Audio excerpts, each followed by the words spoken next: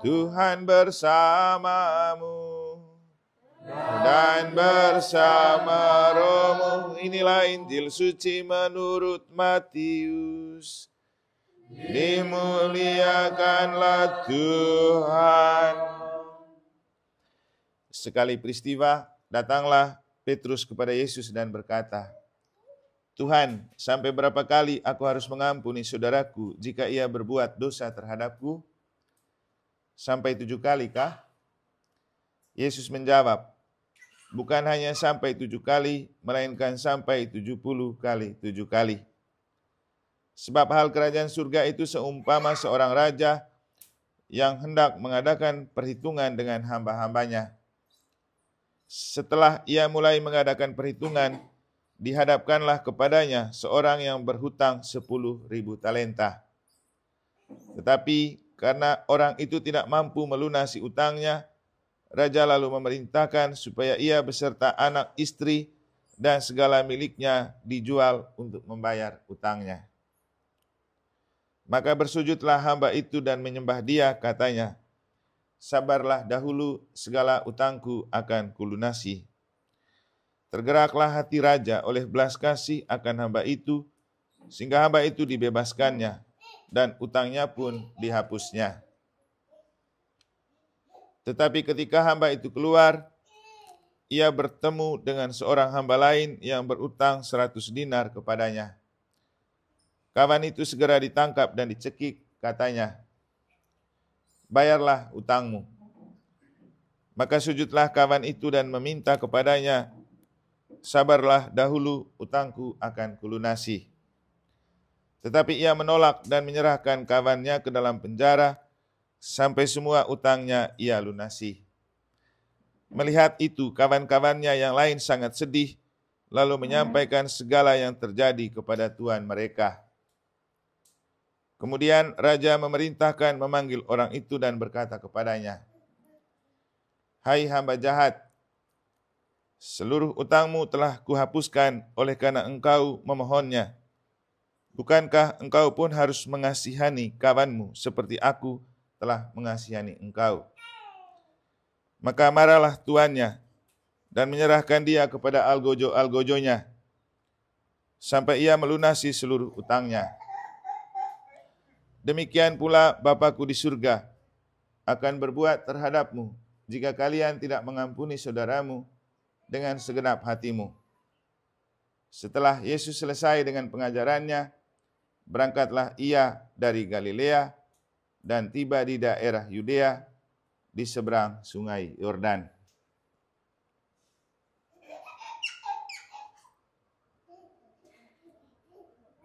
Demikianlah sabda Tuhan.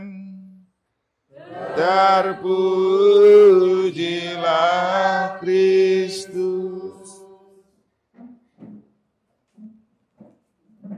Pak Dr. Anton dan Ayu, Bapak Ibu Saudara-saudari, adik-adik dan anak-anak sekalian yang saya kasih dalam Tuhan. Kapan kamu pergi ke gereja ya? Minta untuk misa. Coba ke sini dulu. Soalnya berdua. Pengakuan bisa dilakukan di sini. Di luar aja. Saya ada tanya ini. Saya kan waktu itu kagum sih, sekaligus kaget. Karena apa? Pasutri muda, feeling saya memang waktu itu mereka belum punya anak, pasti baru menikah. Tiba-tiba datang minta berkat rumah. Saya dalam hati berpikir begini, masih muda, baru menikah, minta berkat rumah. Wih, berarti cepat suksesnya mereka ini. Tapi yang membuat saya tertegun itu begini, jarang loh ada pasutri muda minta berkat rumah. Jarang. Maka saya mau tanya kepada Pak Dr. Anton dan Ayu, ngapain kamu minta berkat rumah ini?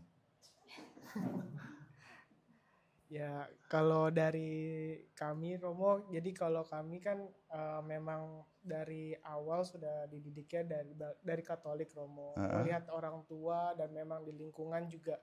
Kalau ini biasanya kalau ada buat pindah rumah, kita pasti akan meminta berkat untuk rumah kami tinggali nanti Romo. Oke, benar tuh Dr. Ayu. Benar. Walaupun saya maksudnya mungkin kalau saya karena orang tua saya nggak semuanya Katolik, Romo. Ayah saya Kristen, ibu saya Katolik. Tapi memang kita menginginkan ada kehadiran Tuhan dalam besok keluarga yang kita bangun, bukan hanya pada saat menikah ada penyertaan Tuhan, tapi di rumah yang kami tinggali pun besok ada penyertaan Tuhan di sini. Oke. Terima kasih, cukup. Tepuk tangan dulu untuk mereka. Kenapa saya tanya begitu? Karena Yesus kan bilang, imanmu lah yang menyelamatkanmu. Maka sekarang saya mau tanya dulu persisnya seperti apa iman mereka, sehingga di situ saya bisa menilai mereka ini minta berkat rumah karena beriman atau karena tren. Karena sekarang ini kita hidup di zaman di mana tren lebih penting daripada iman, kan gitu. Jadi orang buat kegiatan tuh yang penting viral, tren, mereka tidak peduli apakah itu mengekspresikan iman dan berguna untuk iman. Maka saya berterima kasih kepada kamu berdua karena saya menemukan dua hal penting dari yang kamu akui. Pertama dari Dr. Anthony, karena ini tradisi. Dan dengan ini Bapak Ibu jelas untuk kita semua, tidak akan pernah anak jadi Katolik tulen kalau tidak dibiasakan oleh orang tua. Nah, berarti nomor satu, iman itu tergantung rumah tangga, bukan tergantung rumah tinggal. Rumah tangga dulu, yaitu keluarga. Makanya orang sebut keluarga itu ecclesia domestika, gereja rumah tangga. Jadi kalau rumah tangga punya iman bagus, hidup gereja bagus, saya yakin paroki akan oke. Karena kalau setiap keluarga bagus, KBG pasti bagus. KBG bagus semua keluarganya, lingkungan pasti bagus. KBG lingkungan bagus, alah paroki itu kecil sudah. Karena otomatis semua kumpulan keluarga-keluarga bagus. Nah kemudian tadi Dr. Ayu mengatakan bahwa mereka pingin Tuhan hadir tidak hanya dalam pernikahan, tapi juga dalam rumah tempat tinggal. Jadi ada dua. Iman mereka bertumbuh dari keluarga, yang kedua bertumbuh dari kesadaran. Mungkin ini juga hal penting. Kita itu, apalagi kami yang dari timur ya, saya tadi dengar logatnya Ketua KBG dari Manggarai ya. Kental betul. Kalau saya, kental nggak logat Manggarainya? Tapi kalau lihat mukanya, pasti orang tidak percaya kalau saya dari Manggarai ya. Soalnya kalau kemana-mana sering orang sapa saya pakai bahasa Inggris. Ya. Kecuali kalau orang tidak tahu bahasa Manggarai dan orang sapa saya pakai bahasa Manggarai, mereka pikir itu pakai bahasa Portugal. Nah, artinya gini, kita kan sudah dari kecil dibaptis. Tanpa kita tahu apa artinya jadi Katolik, kita dibaptis. Kemudian kita bertumbuh dalam kekatolikan tanpa pengetahuan. Sehingga kita tidak tahu jadi Katolik itu karena apa, tujuannya apa, seperti khotbah saya hari Minggu kan. Kita perlu bertanya, saya itu jadi Katolik untuk apa? Bahkan seorang teman Hindu yang sudah tua masuk Katolik, baru kita menemukan, ternyata masuk Katolik itu untuk masuk surga. Karena tujuannya jelas. Waktu itu kan saya bilang, satu bapak tua yang berumur 70 tahun ketika dia sudah tua, dia sering sakit, dia bingung mau berobat kemana. Dia pergi ke gereja, ketemu gua di Palasari, dia berdoa di situ. Kemudian didengar ada Gua Maria di negara, dia pergi doa di Gua Maria di negara. Lalu kita arahkan dia ikut misa. Setelah 2 tahun baru saya baptis dia. Hanya karena dia bisa menjawab pertanyaan saya. Untuk apa kau minta dibaptis dan jadi Katolik? Apa dia penjawaban? Karena setelah mendengar sabda Allah dan khotbah Romo, Katolik itu jelas tujuannya. Untuk orang masuk surga. Saya bilang, oke, siap, minggu depan kau baptis. Tapi orang Katolik apakah bisa menjawab? Coba, pernah saya tanya orang Manggarai, kamu itu jadi Katolik untuk apa? Ya kan memang saya Katolik, Romo. Habis itu tidak tahu apa-apa. Jadi itu, kita harus beriman dari kesadaran, dan iman itu memang bertumbuh dari warisan. Pertama, muncul dari warisan, tapi harus bertumbuh dalam kesadaran. Nah, makanya kenapa saya kagum mereka berdua ini, karena orang tua jauh kan? Semua jauh ya. Tapi karena iman mereka sudah dewasa, mereka ingat kebiasaan orang tua, mereka menyadari pentingnya Tuhan dalam hidup, makanya kemudian mereka minta berkat rumahnya. Kurang lebih seperti itu ya. Mungkin kalau dibahasakan dengan kitab suci tadi, mereka itu mencerminkan referen Mazmur ini. Janganlah kita melupakan karya-karya Allah. Inilah yang perlu kita ingat. Kalau kita ingat karya Allah, itu yang membuat kita makin bertumbuh dalam iman. Tapi kalau kita lupa karya Allah, kita akan tidak bertumbuh dengan baik dalam iman. Nah, Bapak Ibu Saudara-saudari, seperti yang saya katakan di bagian awal, kalau kita bicara rumah untuk orang Katolik, maka dia akan berpikir, 1, keluarga itu rumah tangga, 2, tempat tinggal itu rumah tinggal. Yang ketiga, kita harus berpikir tentang rumah Bapa. Yesus bilang apa? Rumah kita di dunia ini akan dibongkar. Karena kalau kita mati, kita tidak bisa bawa rumah. Rumah tangga pun tidak bisa kita bawa. Kenapa? Yesus bilang setelah mati itu tidak ada lagi kawin dan dikawinkan. Gitu ya Pak Anton. Jadi orang Katolik yang warisan itu cenderung begini. Karena saya besar di warisan Katolik dan orang-orang dari timur yang ngaku kami ini Katolik tapi hidup gerejanya kan tidak jelas.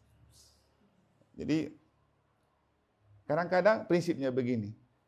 Kalau ada 2 rosario giliran, utus saja salah satu. Kalau istri pergi, berarti suami dan anak tidak perlu. Kenapa tidak datang? Utus saya saja Romo. Waktu saya tugas di Dompu dan di negara, waktu bakti di gereja juga. Yang penting ada utusan wakil dari keluarga.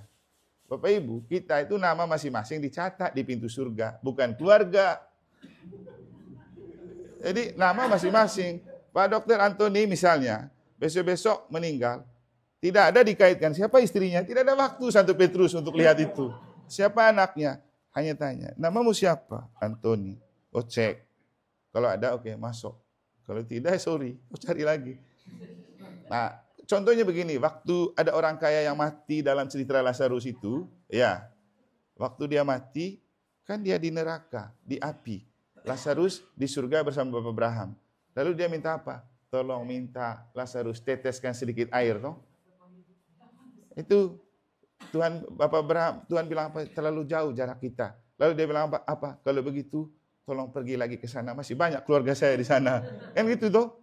Apa jawab Bapak Abraham? Tidak ada hubungan. Ada nabi saya di sana mau omong. Kalau mereka mau bertobat, silakan bertobat. Artinya, kembali ke imanmu menyelamatkanmu.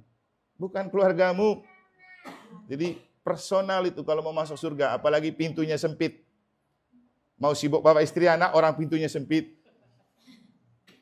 Ya, kita pastor ini agak mudah kan, tidak ada istri anak, jadi lolos saja. Kamu ada istri anak, ada lagi sekarang cucu lagi. Kalau cucu segudang lagi repot masuk surganya. Kalau satu-satu baik, kalau ada bencana alam, bagaimana kita bisa masuk? Jadi kembali ke pribadi itu penting. Tapi iman pribadi bertumbuh dalam dan melalui keluarga. Seperti yang tadi diceritakan. Makanya rumah tangga itu disebut gereja mini, eklesia domestika. Supaya orang ditumbuh kembangkan dalam iman melalui keluarga. Rumah tinggal juga harus menjadi gereja kecil. Makanya tadi saya bisik di Dokter Ayu, kayaknya ini mau buat gua Maria ya. Terus dia bilang, tidak Romo, nanti di belakang. Artinya penting berpikir tentang ada gua Maria. Karena Maria dan Santo Yosef itu diberikan sebagai pelindung keluarga. Seperti dalam doa pembuka. Tadi saya bilang apa? Yesus lahir melalui keluarga. Itu keluarga Kudus Nazaret. Karena dia perhatian utama untuk keluarga.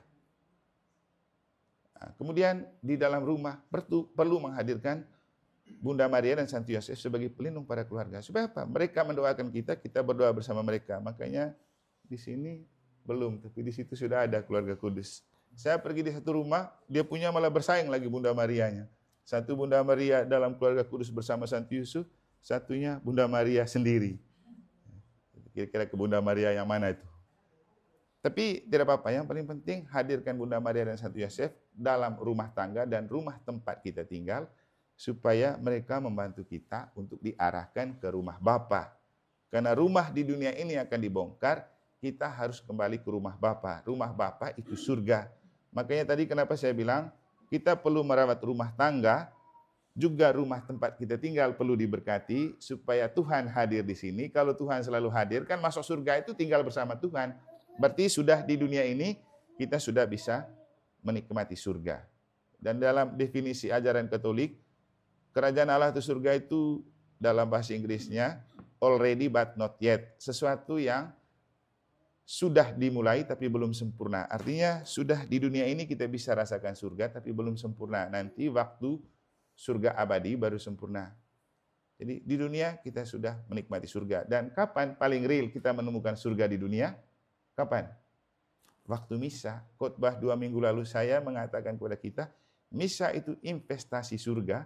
Karena di dalam misa kita menikmati roti yang turun dari surga dalam diri Yesus Kristus. Makanya Bapak Ibu, rumah itu perlu ada misanya. Setidak-tidaknya waktu kita masuk, ada berkat lewat misa. Selanjutnya juga perlu misa supaya surga itu masuk di rumah tempat kita tinggal. Karena di waktu misa kita mencicipi roti yang turun dari surga. Sehingga profesiat untuk Pak Dr. Anton dan Ayu, kamu sudah menyadari pentingnya kehadiran Tuhan dalam rumah tanggamu dan rumah tempat tinggalmu dengan perayaan Ekaristi malam hari ini. Nah, inilah perayaan roti yang turun dari surga untuk mengarahkan dan mempersiapkan kita nanti kembali ke rumah Bapa. Supaya saya tidak berdosa terhadap Injil hari ini. Mungkin dalam konteks Injil hari ini pesannya begini, kan bicara pengampunan ini. Tadi dalam khotbah di gereja, nanti kamu bisa dengar di YouTube saja.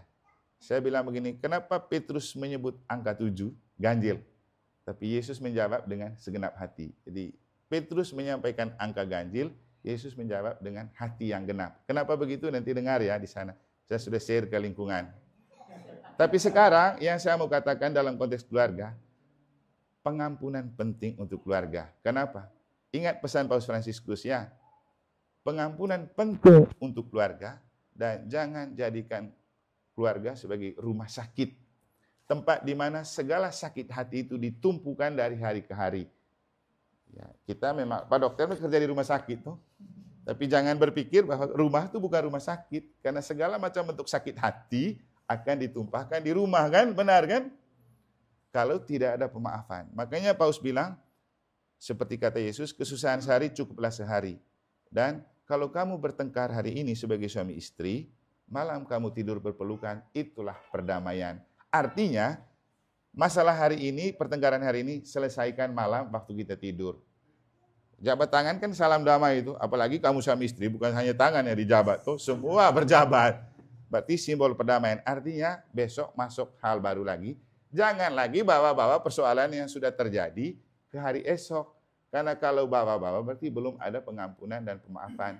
Dan masalah dalam keluarga yang membuat keluarga itu tidak bahagia ketika orang hidup dengan menumpukan kesalahan dari hari ke hari. Makanya Paus bilang jangan jadikan keluarga sebagai rumah sakit, tempat di mana rasa sakit hati diinvestasi dan ditumpukan. Maka pengampunan dan pemaafan itu penting bagi setiap pasutri, karena dengan itu segala macam bentuk luka dan sakit hati diobati dan dihapuskan. Tapi juga kita perlu menyadari, manusiawi kita tidak mampu untuk memaafkan dan mengampuni, kan? Tidak mudah itu. Kita sudah disakiti dan dilukai, baru suruh maaf, tidak mudah. Tapi ingat, pengampunan dan pemaafan itu bukan karya manusia. Itu karya Roh Kudus. Coba lihat di 7 buah roh. Salah satunya adalah pengampunan. Jadi kalau kita bisa mengampuni dan memaafkan sesama, memang kita butuh bantuan Roh Kudus supaya bisa. Kalau tidak, tidak akan bisa. Semoga Roh Kudus itu juga menjiwai hati dan budi serta seluruh diri dan pekerjaan dari Pasutri Anton dan Ayu. Dan roh itulah juga yang kita anugerahkan rumah ini dalam pemberkatan. Semoga dalam roh Tuhan mereka bertumbuh dan berkembang sebagai rumah tangga yang menemukan surga di dunia ini dan terus mengarahkan mereka kepada surga abadi di surga. Maka mari kita bersatu dalam upacara pemberkatan rumah tempat tinggal mereka, rumah tangga mereka, dan kita semua yang hadir di sini dalam upacara pemberkatan.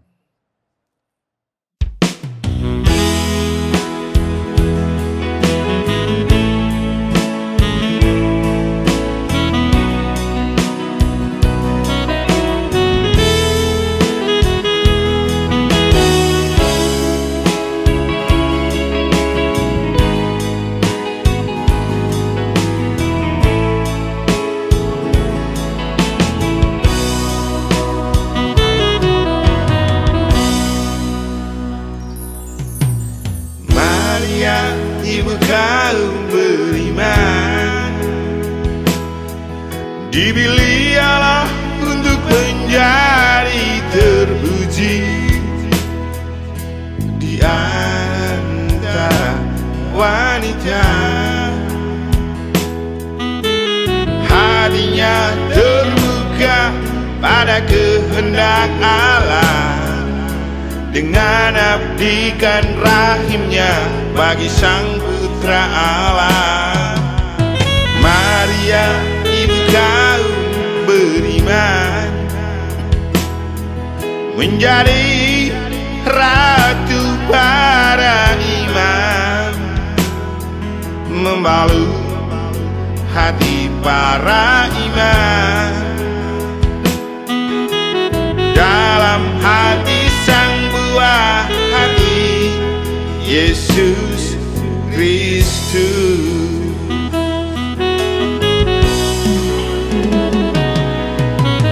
Maria, ibu kaum beriman, ratu para imam.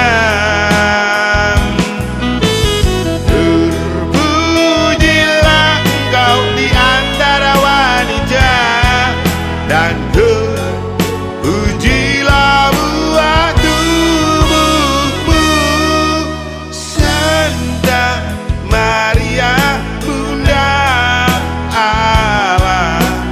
Doakan kami orang yang berdosa ini sekarang dan waktu kami mati. Amin.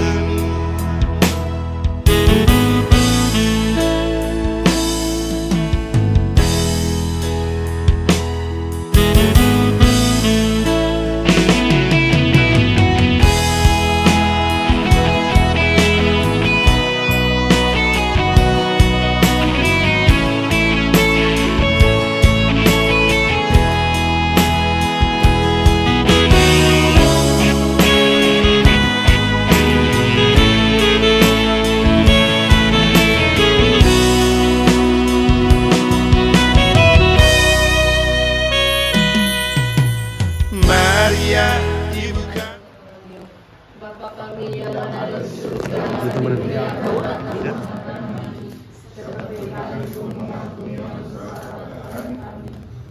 Janganlah masukkan kami dalam pencobaan.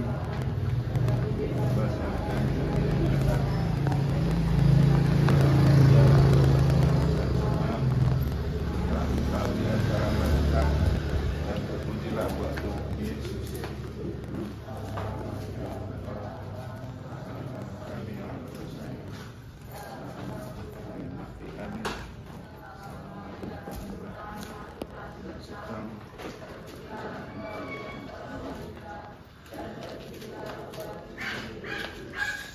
Maria.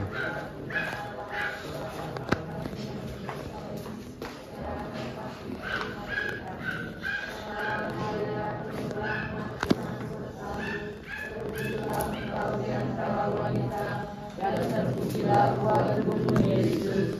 Santa Maria Bunda Allah, doakanlah kami yang berdosa ini, sekarang dan waktu kami mati. Amin. Santa Maria, penuh rahmat, Tuhan sertamu, terpujilah engkau di antara wanita, dan terpujilah buah tubuhmu Yesus.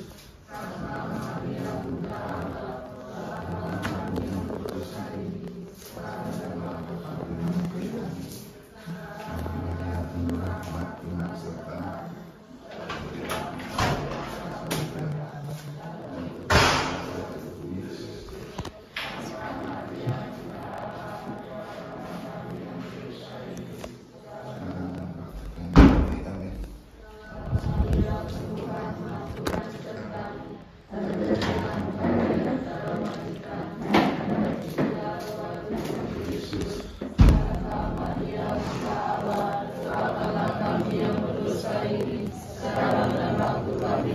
Amin.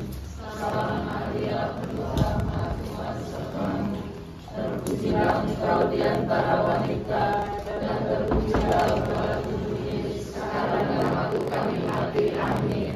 Salve Maria, penuh rahmat, Tuhan sertamu, terpujilah engkau di antara wanita, dan terpujilah buah tubuhmu Yesus. Santa Maria Bunda Allah, doakanlah